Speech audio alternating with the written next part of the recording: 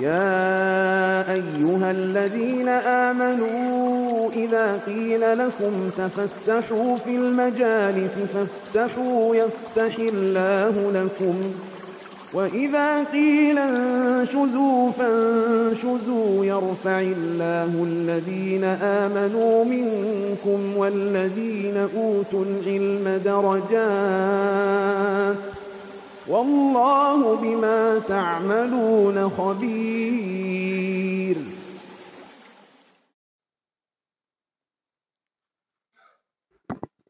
بسم الله الرحمن الرحيم. السلام عليكم ورحمة الله وبركاته. الحمد لله رب العالمين وبه نستعين على أمور الدنيا والدين والصلاة والسلام على أشرف الأنبياء والمرسلين حبيبنا ونبينا محمد صلى الله عليه وسلم وعلى آله وصحبه وسلم تسليما كثيرا إلى يوم الدين. أما بعد، اللهم لا سهل إلا ما جعلته سهلا وأنت تجعل الحزن إذا شئت سهلا. رب اشرح لي صدري ويسر لي أمري واحلل عقدة من لساني يفقه قولي. اللهم إنا نسألك علما نافعا ورزقا طيبا وعملا متقبلا. اللهم علمنا ما ينفعنا وانفعنا بما علمتنا وزدنا علما يا رب العالمين. اللهم اهدنا وأهلنا وقومنا إلى صراطك المستقيم. اللهم أصلح لنا شأننا كله ولا تكلنا إلى أنفسنا طرفة أعين ولا حول ولا قوة إلا بالله. أما بعد. إخواني وأخواتي في الدين عزني الله وإياكم. Alhamdulillah, kita panjatkan puji syukur kepada Allah Subhanahu wa Ta'ala yang telah melimpahkan kepada kita semua limpahan nikmat dan karunia-Nya, wabil khusus nikmatul iman wa nikmatul Islam, nikmat kesehatan dan kesempatan, sehingga dengan izin Allah Subhanahu wa Ta'ala kita bisa berkumpul kembali di salah satu rumahnya dalam rangka bertafaqquh fid din, mempelajari ilmu agama Allah Subhanahu wa Ta'ala, seraya kita berharap agar apa yang kita lakukan ini adalah sebagai pertanda Allah menginginkan kebaikan kepada kita semua dunia dan akhirat. Allahumma amin. Sebagaimana yang dilansir oleh Nabi sallallahu alaihi wasallam, hadis riwayat Bukhari Muslim dari jalan Muawiyah radhiyallahu taala anhu, man yuridillahu bihi khairan yufaqihu fid din. Barang siapa yang dikehendaki baik oleh Allah, maka Allah akan fahamkan urusan agamanya. Semoga kita bagian dari yang disabdakan beliau sallallahu alaihi wasallam. Allahumma amin. Salawat serta salam kita haturkan kepada Nabi kita Muhammad sallallahu alaihi wasallam, kepada keluarganya, kepada para sahabatnya, dan yang setia meniti di atas sunnahnya hingga hari kiamat kelak. Allahumma amin. Ikhwani wa akhwati fid din, hadirin wal hadirat yang mudah-mudahan mendapatkan rahmat Allah Subhanahu wa Ta'ala.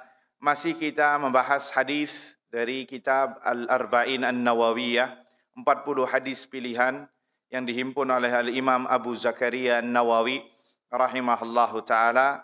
Sekarang kita memasuki hadis yang ke-34 tentang hadis yang sangat masyhur, sangat fenomenal sekali, tidak asing di telinga kita, dan mungkin ada sebagian yang pernah menghafalnya. Hadis tentang bagaimana ya dalam Islam mengingkari kemungkaran. Ini kaedah-kaedah dalam mengingkari kemungkaran. Ya, taib. Kita bacakan hadisnya terlebih dahulu. Hadis Ar-Rabi' wa Thalathun, hadis yang ke-34. An Abi Sa'id Al-Khudri radhiyallahu taala anhu qala, bersumber dari Abu Sa'id Al-Khudri radhiyallahu taala anhu, semoga Allah meridhoinya, mengatakan, sami'tu Rasulullah sallallahu alaihi wasallam yaqul, aku mendengar Rasulullah sallallahu alaihi wasallam bersabda, man ra'a minkum munkaran falyughayyirhu biyadihi. Barang siapa yang di antara kalian melihat kemungkaran, maka hendaknya ia rubah dengan tangannya. Fa illam yastati' fa bilisanih. Kalau dia tidak mampu, maka dengan lisannya. Fa illam yastati' fa biqalbih. Dan jika dia tidak mampu pula, maka ia rubah dengan hatinya. Wa dzalika adhafu al-iman. Maka demikian itulah selemah-lemahnya iman. Hadis diriwayatkan oleh al-Imam Muslim. Hadis diriwayatkan oleh Imam Muslim. Artinya hadis ini adalah hadis yang sahih. Ada juga riwayat yang menyebutkan mirip yang senada dengan hadis yang tadi telah kita bacakan. Ya, yang disebutkan di sini dari jalan Ibnu Mas'ud radhiyallahu taala anhu. Ya, Nabi SAW bersabda, hadisnya sama diriwayatkan Imam Muslim, "Ma min nabiyyin ba'athahu Allahu fi ummatin qabli illa kana lahu min ummatihi hawariyun wa ashabun ya'khuduna bi sunnatihi wa yaqtaduna bi amri." Tidaklah ada seorang nabi tidaklah ada seorang nabi yang diutus Allah Subhanahu wa taala ke sebuah umat sebelumku kecuali ya nabi tersebut memiliki para hawariyun. Hawariyun adalah para penolong dan para sahabat yang mana tugas mereka ya'khuduna bi sunnatihi. Mereka selalu menjadikan pedoman hidup mereka adalah dari nabi mereka, ajaran nabi mereka. Wa yaqtaduna bi amrihi, dan selalu mengedepankan perintah nabinya. Thumma innaha takhlufu min ba'dihim khulufun. Kemudian akan datang generasi setelah mereka, khulufun yaquluna ma la yaf'alun, mengucapkan, generasi tersebut mengucapkan apa yang tidak mereka amalkan. Wa yaf'aluna ma la yu'marun, dan melakukan amalan yang tidak ada perintahnya untuk mereka. Kemudian kata Nabi SAW, ini korelasi yang kita bahas, mirip dengan hadis yang kita bahas. Faman jahadahum biyadih fahuwa mu'min. Barang siapa yang bersungguh-sungguh mengingkari tentang mereka, ya, kemungkaran, artinya ada kemungkaran di sini, dengan tangannya, fahuwa mu'min, maka dia beriman, orang yang dianggap mukmin. Wa man jahadahum bilisanihi fahuwa mu'min. Dan barang siapa yang berjihad, bersungguh-sungguh mengingkarinya dengan lisannya, maka dia juga seorang mukmin. Wa man jahadahum biqalbih fahuwa mu'min. Dan barang siapa yang mengingkari mereka dengan hatinya, maka dia juga seorang mukmin. Wa laysa wara'a dzalika minal imani habbatu khardal. Maka setelah itu tidak ada keimanan lagi yang lebih tipis daripada ini. Lihat ya hadirin wal hadirat yang mudah-mudahan dirahmati Allah Azza wa Jalla. Ini disebutkan karena ada kemiripan dari apa yang kita bahas dari konteks hadis yang terakhir tadi tentang masalah pengingkaran kemungkaran. Ikhwani fiddin, azani Allah wa iyyakum.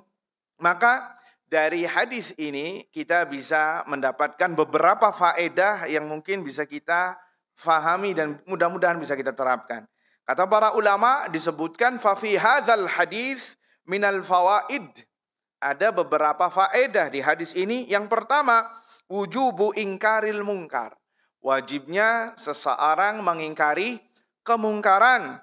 Wa anna ingkaral munkarat hadza minal a'mal as-salihah wa min khisalil iman. Dan sesungguhnya mengingkari kemungkaran bagian dari amal saleh. Bagian dari amal saleh yang seorang mendapatkan pahala karena ini bagian dari keimanan. Segala sesuatu, ada kaidah mengatakan, segala sesuatu yang bisa menjadikan iman bertambah, maka itu adalah amal saleh. Segala sesuatu yang menjadikan keimanan berkualitas, ya, apabila dikerjakan, maka itu adalah amal saleh. Sehingga mengingkari kemungkaran bagian dari ibadah. Mengingkari kemungkaran bagian dari amal saleh yang dianjurkan. Dan itu hukumnya wajib secara umum. Nanti kita akan tafsil, kita akan perinci apakah semua kemungkaran wajib untuk kita lakukan ataukah tidak, atau adakah tahapan atau ada tahapan-tahapannya. Taib ikhwani fiddin azani Allah wa iyyakum. Di sini disebutkan, lihat penggalan kalimat Nabi SAW. Man ro'a, Barang siapa yang melihat. Barang siapa yang melihat. Di sini ulama berselisih pendapat. Apa yang dimaksud melihat di sini? Apakah melihat dengan lihatan pandangan mata? Artinya dia melihatnya. Atau pandangan yang lebih umum ru'yah ilmiah. Yakni dia mendapatkan kabar. Walaupun tidak harus melihat. Terkadang dia mendengar. Terkadang juga dikhabarkan kabar dengan kabar yang yakin. Ya, apakah masuk dalam konteks hadis ini ataukah hanya sebatas melihat kemungkaran di depan matanya? Ini terjadi khilaf di antara ulama. Pendapat pertama, ini khusus bagi yang melihat dengan matanya saja. Maka wajib bagi dia untuk mengingkari kemungkaran. Pendapat yang kedua adalah ini umum. Berkaitan dengan pandangan mata dan ru'yah. Karena dalam bahasa Arab, ro'a, ru'yah artinya penglihatan. Bisa penglihatan lewat ilmu juga. Dengan kabar-kabar yang yakin. Seperti dia mendengar, seperti dia dikhabarkan, ya, dan lain sebagainya. Maka ini bagian dari ro'a, melihat, dan ini pendapat yang rajih. Sehingga, ya, barang siapa yang melihat kemungkaran, ya, dengan matanya atau mendengar dengan telinganya, dengan pendengarannya, atau dikhabarkan dengan sebuah kabar, dengan kabar yang yakin, maka ini masuk dalam hadis yang disebutkan Nabi sallallahu alaihi wasallam, man ra'a minkum. Barang siapa yang diantara kalian melihat mungkaran, dari kemungkaran. Ikhwani wa akhwati fid din, a'azzani Allah wa iyyakum. Kemudian di sini perkataan Nabi sallallahu alaihi wasallam munkara, kemungkaran. Ya. Apa yang dimaksud dengan kemungkaran? Dan alhamdulillah sudah diterjemahkan bahasa Indonesia, maknanya sama, ya, alhamdulillah. Kalau antum, ya, bahasa Indonesia ini sangat mudah sekali untuk berkhidmah dengan bahasa Arab. Sehingga antum kalau belajar bahasa Arab ini mudah karena banyak kosakata yang sudah diserap ke bahasa Indonesia. Bayangkan kalau antum dari Cina, mungkin nggak ada satu huruf pun bahasa Arab. Itu gimana mereka belajar bahasa Arab, ya. Ini yang membuat kita bingung tuh. Makanya kalau ada orang tinggal minoritas kemudian bisa bahasa Arab, ini luar biasa. Karena cara belajarnya gimana? Harus mengenalkan dulu dari alif, ba, ta, sa, jim. Alif, ba, ta, sa, jim aja mereka nggak tahu. Ya, subhanallah. Makanya di Madinah ini saya sempat heran. Ada orang-orang dari minoritas Cina, Eropa, Amerika Latin, kemudian masuk ke UIM, Universitas Islam Madinah, digodok dulu 2 tahun. Bahasa Arab, ya, digodok dulu. Pengajarnya orang Arab, langsung Arab Badui. Dan orang-orangnya mix. Ya, ada Cina, ada Korea, ada Jepang, ada Amerika Latin, ada Eropa, ada orang Afrika. Itu gimana cara ngajarnya? Saya pakai bahasa Inggris, tidak semua paham bahasa Inggris. Tuh lihat, subhanallah. Tapi dalam 2 tahun itu mereka fasih bahasa Arab. Luar biasa. Ya, ini Masya Allah, itu cara mengajarkannya, sistem pembelajarannya ini mahal. Ini ada sistem pembelajaran tersendiri. Dan mereka yang mengajarkan profesor doktor dalam bidangnya. Profesor Nahu, Profesor Soroh, Profesor Bahasa Arab. Ya, ini luar biasa. Makanya bingung ini. Cara menyebutkan kepada mereka gimana. Nah, kalau kita di Indonesia, lihat. Mungkin kalau di luar negeri, apa artinya mungkar? Mereka nggak paham. Tapi kalau di sini kita alhamdulillah. Artinya mungkar, artinya kemungkaran. Sehingga perlu penjabaran sedikit orang paham. Ya. Tapi kembali ke pembahasan sebelumnya. Qauluhu, perkataan Nabi SAW mungkar. Apa yang disebutkan dengan mungkar? Yakni manahallahu anhu wa rasuluhu. Semua yang dilarang oleh Allah dan Rasulnya, ya, dan pelakunya pun diingkari. Itu namanya kemungkaran. Ada juga yang mengatakan bahwasanya kemungkaran adalah ma'ankarathu syariah wa nahat anhu. Apa-apa yang syariat larang dan pelakunya itu bisa tercela.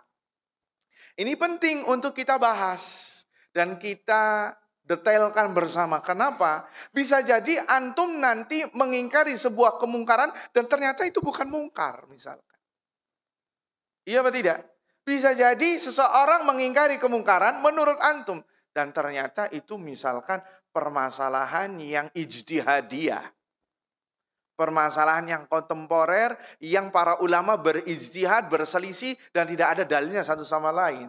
Maka ini tidak boleh mengingkari. Atau bisa jadi antum melihatnya ini kemungkaran, dan ternyata orang itu tidak tercela karena melakukannya. Karena suatu sebab. Kenapa? Mikir, oh ini presidennya, ini bagi-bagi proyek, dan lain sebagainya. Sudah.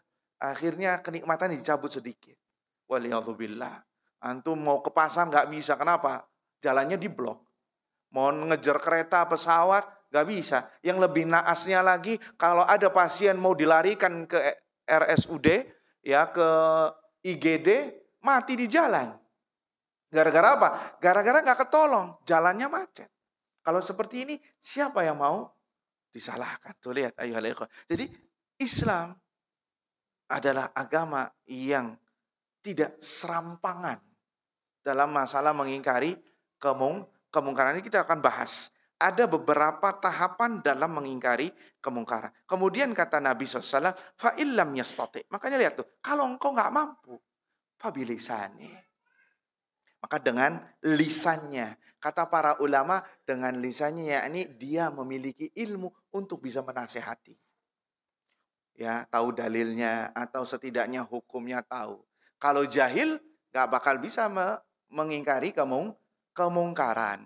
Kemudian yang ketiga, kalau tidak bisa juga fabi qalbihi, maka dengan hatinya, maka dengan hati tersebut dia mengingkari kemungkaran. Taib ikhwani fiddin, azani Allah wa iyyakum. Saya sebutkan di sini ada perkara-perkara yang wajib untuk antum ketahui, ya. Kaidah-kaidah dalam mengingkari kemungkaran. Amar ma'ruf nahi mungkar. Antum harus tahu. Amar ma'ruf dan nahi mungkar. Mengajak orang kepada kebaikan dan mencegah kemungkaran. Dalam amar ma'ruf, mengajak orang kebaikan ada dua hal yang harus antum perhatikan. Yang pertama, an yakunal amir aliman bi anna hadza ma'ruf. Hendaknya orang yang ingin menyampaikan kebaikan, dia tahu bahwasannya ini adalah kebaikan. Bahwasanya ini yang dianjurkan. Ya. Ya, soalnya kalau orang dia jahil, nggak tahu, minimal tahu ini hukumnya, walaupun nggak hafal dalilnya, maka dia nggak bakal bisa untuk ngomong.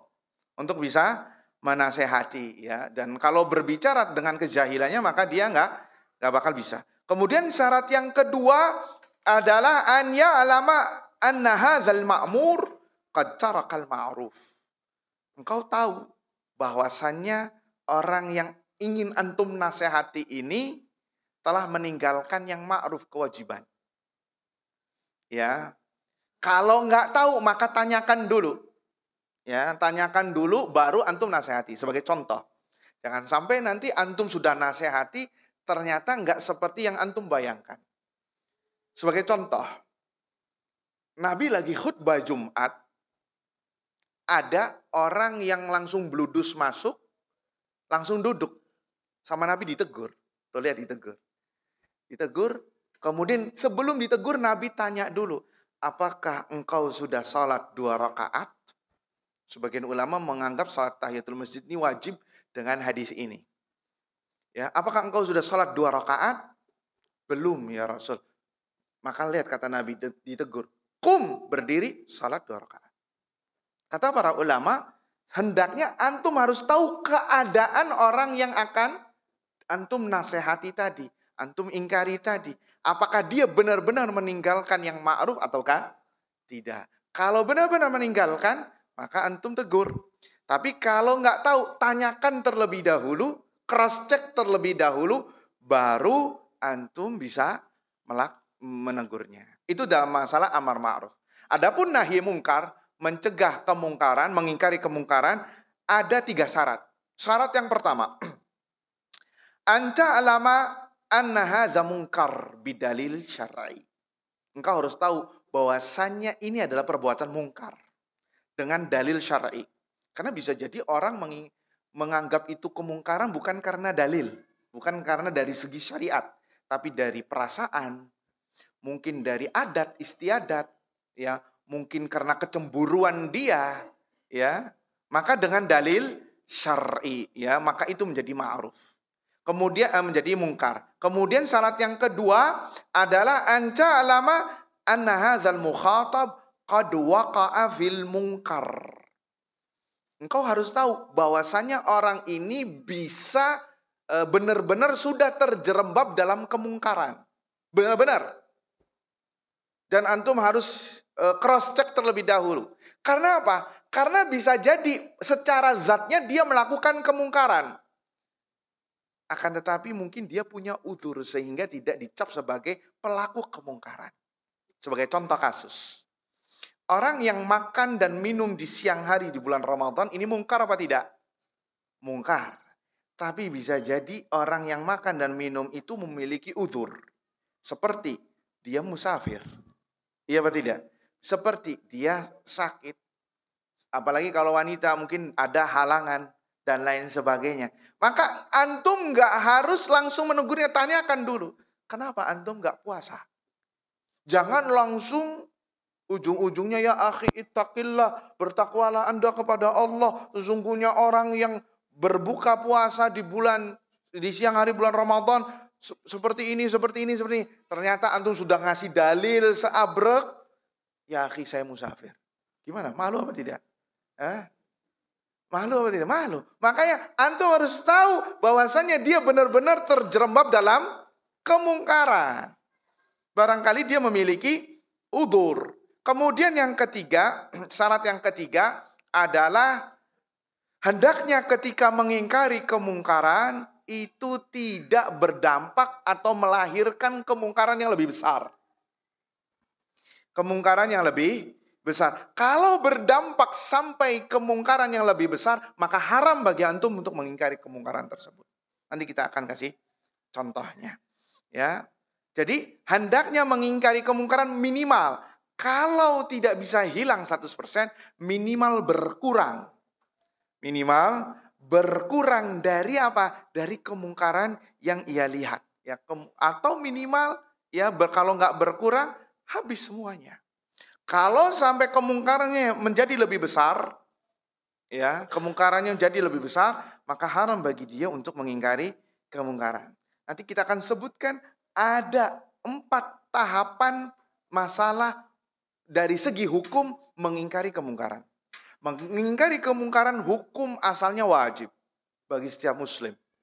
Wajib bagi setiap muslim. Karena ada banyak larangan atau ancaman dari Allah dan dari Rasulnya alaihi salatu wassalam, orang yang tidak mengingkari kemungkaran padahal dia bisa untuk mengingkarinya. Disebutkan bahwasanya orang yang tidak mengingkari kemungkaran seperti syaitan akhras. Setan yang tuli.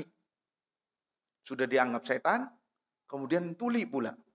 Ya, ini orang yang sakitu anil haq atau sakit anil mungkar, syaitanun akhras.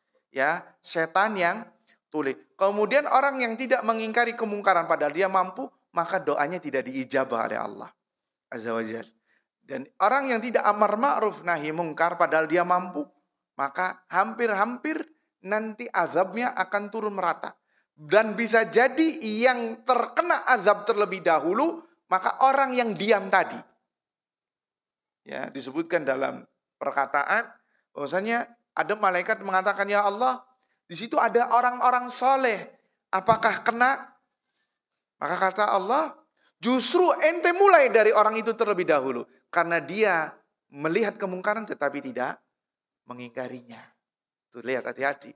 Orang yang tahu akan ilmunya bahwasanya ini mungkar, kemudian padahal dia mampu, entah itu dengan tangan, entah itu dengan lisan, atau dengan hatinya. Ini antara dia dengan Allah, kemudian tidak mengingkari, maka bisa jadi dia yang akan terkena azab terlebih dahulu jika azabnya turun. Waliyadzubillah. Karena azab kalau sudah merata, kalau sudah kena, merata Pak, nggak tebang pilih. Ya, semuanya kena. orang yang saleh juga kena. Makanya Aisyah radhiyallahu taala anha mengatakan, "Ya Rasulullah, anuhlaqu wa fina salihun?" Ya Rasulullah, apakah kita akan diazab sedangkan di tengah-tengah kami ada orang saleh? Maka jawaban Nabi SAW, "Na'am, iya, iza kasural khabath." Kalau banyak keburukan, kemungkaran di tengah masyarakat tersebut dan tidak ada yang mengingkarinya, maka ini rentan turun azab. Turun semuanya kena merata. Waliyadzubillah. Tapi nanti habis azan kita bahas tentang tahapan atau hukum-hukum mengingkari kemungkaran. Nah.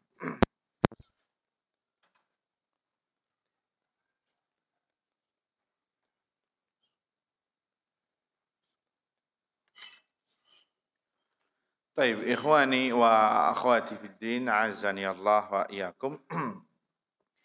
Masalah dari segi hukum mengingkari kemungkaran, ini ada 4 tahapan, maratib atau derajat. Secara umum kita katakan mengingkari kemungkaran adalah wajib dengan segala keadaannya. Ya, sebagaimana yang dijelaskan oleh Nabi SAW, entah itu dengan lisan, entah dengan tangan, dengan lisan ataupun dengan hati. Adapun derajat-derajat pengingkaran kemungkaran ada 4 disebutkan oleh Syekh Muhammad bin Shalih Utsaimin rahimahullah taala. Yang pertama, ya, apabila mengingkari kemungkaran, kemungkaran tersebut akan hilang secara total. Maka yang seperti ini hukumnya wajib. Jenis pertama atau derajat yang pertama, apabila dia mengingkari kemungkaran, hasilnya mungkarnya tersebut akan hilang secara global, secara total, maka pengingkaran di sini hukumnya apa? Wajib. Hukumnya wajib. Kemudian ya banyak dalilnya disebutkan oleh para ulama, ya, dalil-dalil umum yang menyuruh kita untuk mengingkari kemungkaran. Dalam surat Al-Maidah itu wa ta'awanu 'alal birri wattaqwa wa la ta'awanu 'alal itsmi wal 'udwan. Bertakwalah, saling tolong-menolong kalian dengan kebaikan dan ketaatan, dan jangan tolong-menolong dengan dosa dan maksiat. Kemudian juga surat Al-Imran ayat 104, wal taqum minkum ummatun yad'una ilal khair.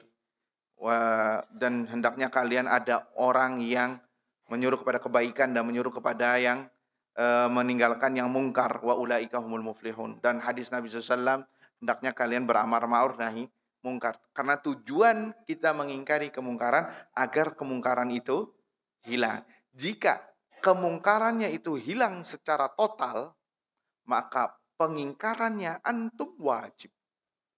Dan jika ditinggalkan, berdosa. Jadi pahami. Jadi yang pertama, jika engkau mengingkari, maka kemungkaran itu akan menjadi hilang 100%, hukumnya wajib. Kemudian jenis yang kedua adalah, jika antum mengingkari kemungkaran, maka kemungkarannya akan berkurang. Akan menjadi lebih ringan, menjadi lebih kecil, ya, disebabkan karena antum mengingkarinya. Maka yang seperti ini hukumnya gimana? Wajib atau sunnah atau biasa saja? Jawabannya adalah wajib untuk diingkari. Karena meminimalisir kemungkaran adalah sesuatu yang diwajibkan oleh syariat.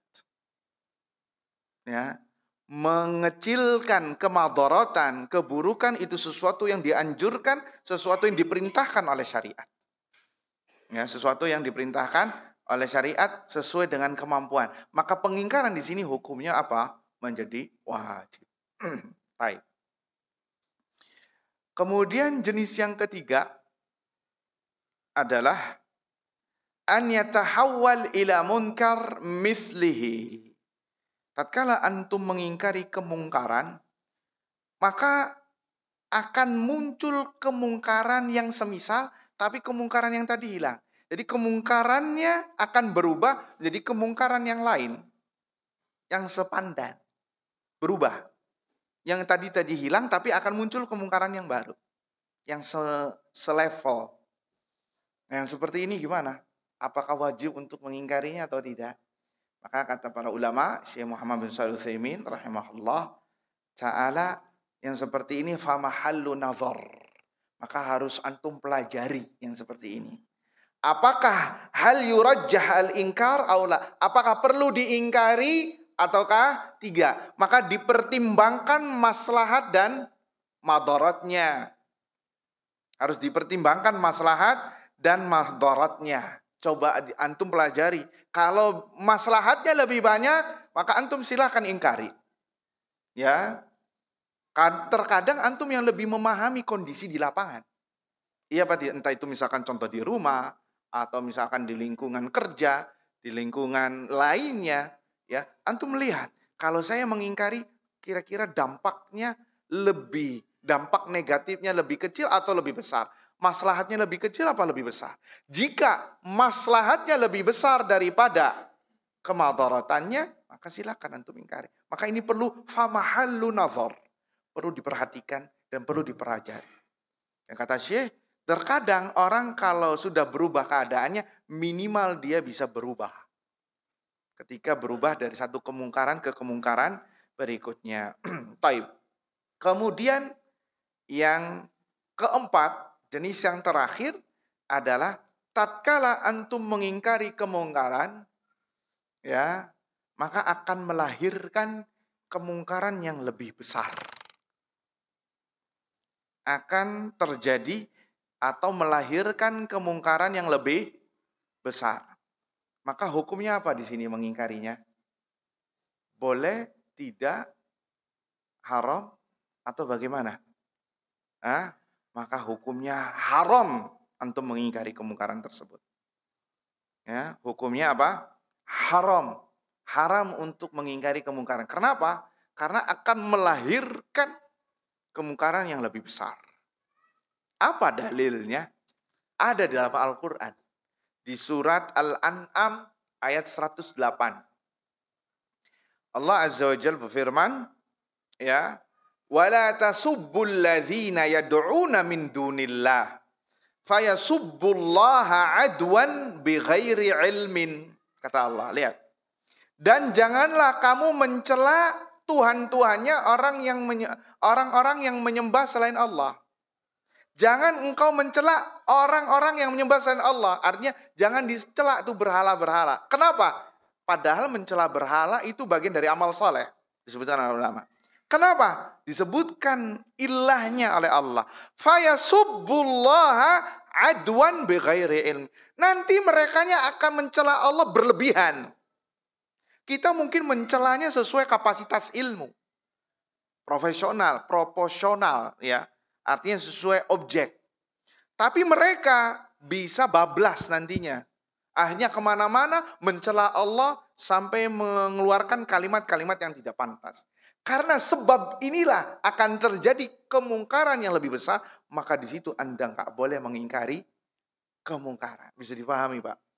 Contoh kasus berikutnya disebutkan di sini tentang Syekhul Islam Ibnu Taimiyah rahimahullahu ta'ala. Ya. Beliau, Syekhul Islam Ibnu Taimiyah, terkenal orang yang paling nomor satu mengingkari kemungkaran. Di zaman beliau, itu ada kaum Tatar yang menyerbu, memerangi kaum muslimin. Tidaklah masuk ke sebuah tempat atau negeri, kecuali negeri tersebut bak neraka jahanam. Dihancurkan sama kaum Tatar ini. Wanita, pria, anak kecil, rumah semua, bahkan penguasanya dibunuh. Kata para ulama, ahli sejarah, adanya kaum Tatar menyerang negeri kaum muslimin, azab dari Allah SWT. Karena banyak kemungkaran-kemungkaran, sehingga dikirimkanlah Tatar sebagai bentuk azab Allah, kata para ulama. Singkat cerita, Tatar ini bisa dipukul mundur oleh Syekhul Islam Ibnu Taimiyah. Pasukannya Syekhul Islam Ibnu Taimiyah sampai mereka masuk Islam di Mesir. Ya. Nah, akan tetapi ya Islamnya Islam kayak gitu sudah. Ya hanya sekedar mengucapkan Islam, tapi perbuatannya masih seperti dulu. Masih mabok-mabokan, masih main perempuan, ya berzina dan lain sebagainya. Karena mereka orang-orang bengis. Nah, suatu ketika Syekhul Islam Taimiyah bersama para sahabatnya melewati kaum Tatar yang sedang minum khamr dan berbuat kemaksiatan. Apa lihat nih fikihnya Syekhul Islam. Walam yanhahum, dan Syekhul Islam tidak mengingkari mereka. Dan Syekhul Islam tidak mengingkari mereka. Maka murid-muridnya bertanya, kenapa engkau tidak mengingkari mereka, ya Syekhul Islam? Ya, Syekhul Islam namanya Ahmad bin Abdul Halim bin Abdussalam bin Taimiyah rahimahullah ta'ala. Padahal beliau terkenal doyan mengingkari kemungkaran. Lihat jawabannya alim ini. Ya. Lau nahaitu haula laqamu ila buyutin nas wa nahabuha wantahaqu a'radahum. Wa hadza a'zam mimma hum alaihi. Baik, kata Syekhul Islam. Kalau aku mengingkari mereka minum khamar, nanti apa yang terjadi? Mereka akan marah, akan membakar rumah-rumah.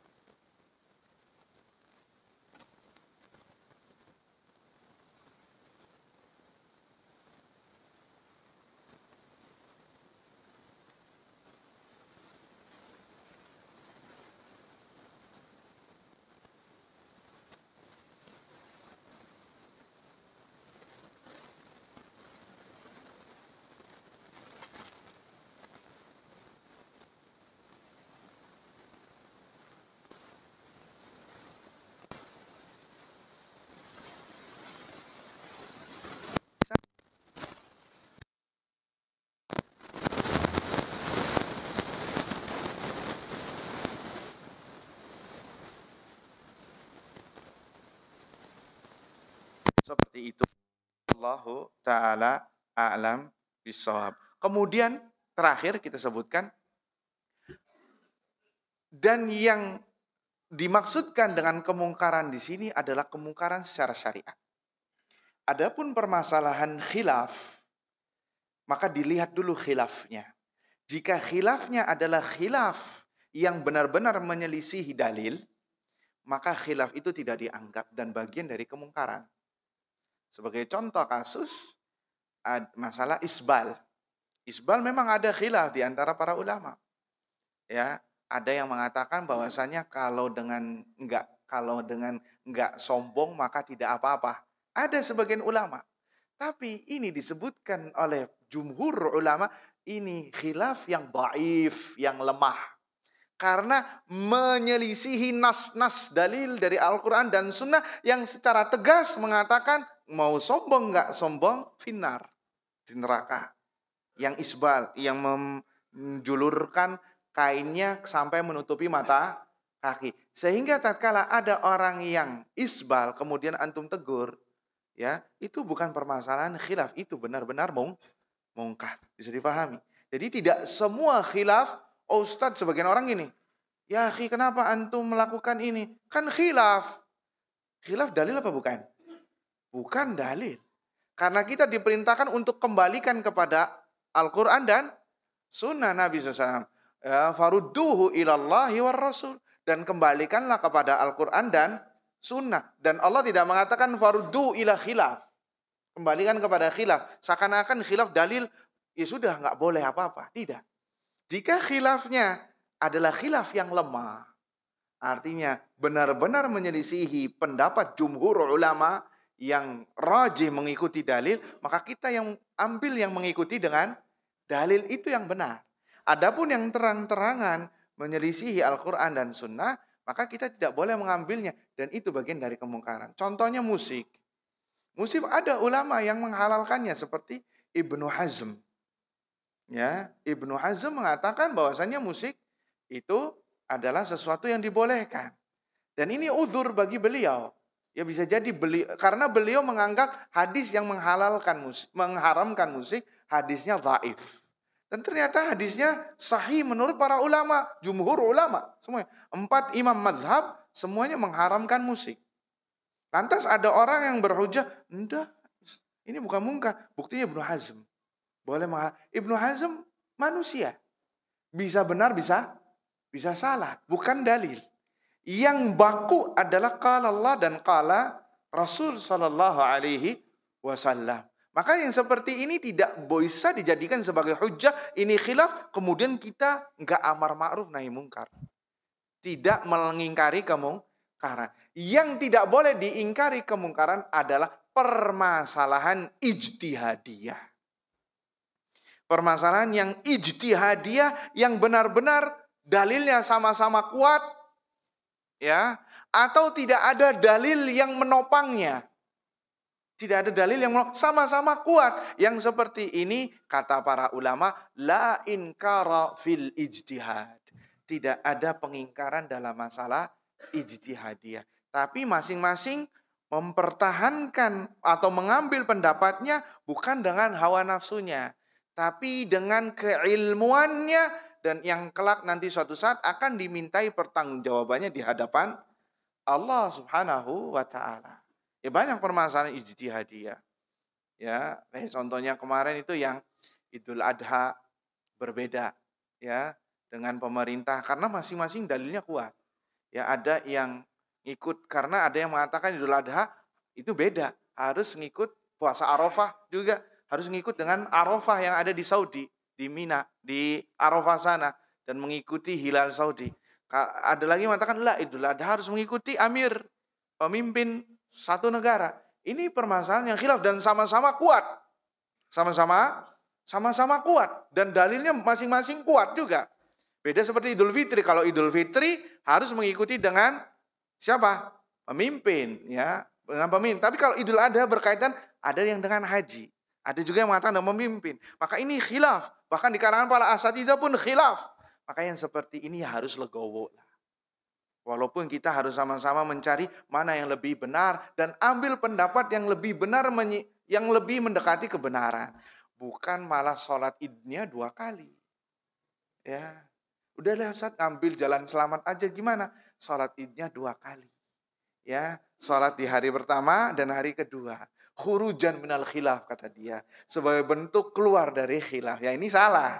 Ya, ini enggak benar. Ya, harus. Makanya benar-benar kita harus ngambil pondasi yang tepat. Tanyakan kalau misalkan ada ini sesuatu yang enggak jelas kepada para orang yang memiliki ilmu dalam bidangnya yang mauthuq, yang terpercaya. Wallahu ta'ala a'lam bishawab. Semoga apa yang disampaikan bermanfaat untuk kita semua.